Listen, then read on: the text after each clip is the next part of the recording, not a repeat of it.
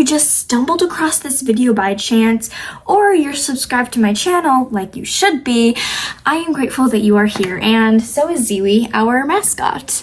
And hi, I am Bella from Bella Writes, and this is my YouTube channel.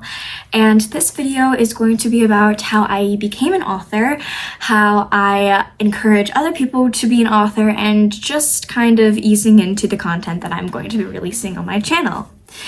So thank you so much for all the support, and let's get right into it. So in chapter 1 of this video, we're going to be going into how I became an author, what self-publishing and traditional publishing are, and how the heck do you even get published to begin with? I was 9 years old when I first dreamt of becoming an author, and the first thing you have to do is obviously write your manuscript, and for me that was a heartbreaking poem about a dog who had passed away. And after I wrote this, I showed it to some of my family members when a certain aunt of mine told me that the book was amazing and that I should publish it, and she looked into self-publishing for me, and my mom did some research. I knew that I wanted to be self-published because I wanted to own my work, and with self-publishing you get to own 100% of your work, at least through Amazon publishing. There are some major differences between traditional publishing and self-publishing that I'm going to go through now. With traditional publishing, you have to get a literary agent, you have to sign up, you have to sign contracts, and these are big companies. You are also paying this company, and they do take a larger percentage of your royalties, and usually they own a larger percentage of your book, and they also like to design your covers because the main goal with these companies is to get them off of the shelf and to have people buy these books, so they often know what covers help books sell more, so they do want control over your cover. However, this isn't every book company, and a lot of different publishers are different. However, this is just from the research that I have conducted in the companies that I personally have talked to. So most of these companies want to own part of your book, or you will gain less royalties. But what's so good about traditional publishing? Well, one is clout. So traditional publishing is often seen as better than self-publishing, but both of them are hard to do, but in different ways. Traditional publishing, it's harder to physically get published. It's harder to find a literary agent. It is harder to find a publisher who wants to publish your work, because they do really have high standards for the work that they want to publish, because again, they want these books to be off of the shelves. And you have to be very flexible with traditional publishing. However, they do take care of the advertising for you. So they are going to distribute these books. You are not self-distributed. Traditional publishing, they will advertise for you, and they will distribute these books to bookstores, and they will give you the books that you have to sell during book fairs. However, with self-publishing, you are self-distributed. So if I want to put my books in a bookstore, I have to personally purchase those copies and give them to the bookstore myself. It just depends on what you want. For me personally, owning my books was a really big part of what went into deciding how I was going to publish. I wanted to own my work, I wanted to make the most royalties possible, and also having a more flexible space and being able to publish when I wanted to. Now, when it comes to owning your work, not all traditional publishers want to own your work, but most do.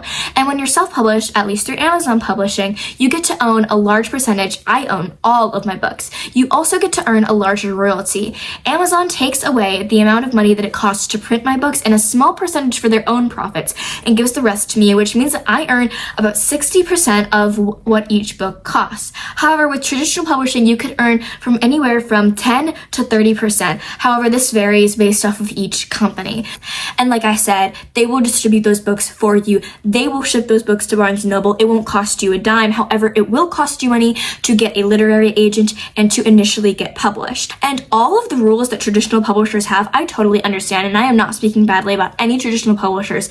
Every single company that I have ever done research on or spoken with has seemed absolutely delightful, and I would love to work with any of them. This personally just isn't for me, and I personally like being self-published. But part 2 of this video is going to be on advertising, specifically for people who are self-published, but also how you are going to present yourself to people when you are trying to get your books into a bookstore. When I want to get my books into a bookstore, the first thing I do is I email them. I kind of do I call it the 3 ways of communication: email, phone call, in person. In person is the strongest form of communication because you are face to face. Always make eye contact. If you're conducting an email, keep it polite, short, and sweet. when conducting an email, you want to start out something like this. Hello, coffee shop A. My name is Bella Wrights, and I'm interested in getting my book into your cafe in the young authors section. I was wondering if this would be possible. Thank you so much for your time and consideration, and I look forward to hearing back from you. Sincerely, Bella Wrights. Now, you don't have to construct your email like this, but this is just a similar email that I've sent to companies before that has gotten me into coffee shops before. So when I can, I try to do phone calls because people can brush off emails really quickly, but if you're talking to them on the phone, it's kind of harder for them to brush you off. I would say something like this. Hi, Bookstore B. I'm Bella Wrights, and I'm interested in getting my book into your bookstore or possibly doing a book signing. If there's any dates that are available, please let me know. Is there anyone that I can speak to that could help me on this matter? Introduce yourself, give your spiel, ask if there's anyone that you can talk to, especially if you're not talking to a manager. I would always recommend talking to a manager. Always treat people with politeness. Politeness is key. So when talking to people, in person, maintain eye contact, keep a steady voice, and just honestly be yourself. Show that you're serious, be polite, respect them as you would respect anyone else, and honestly, you've got this. When it comes to networking and talking to other authors at events, I always get to all of my author events like at least an hour and a half early. I set up my table and I walk around to all the other authors I can find. I shake hands with them, I talk to them, sometimes we exchange business cards and talk about your different genres.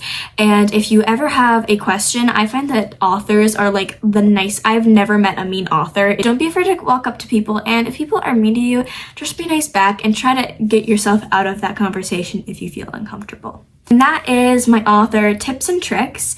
So if you want to see more tips and tricks, like this video and subscribe.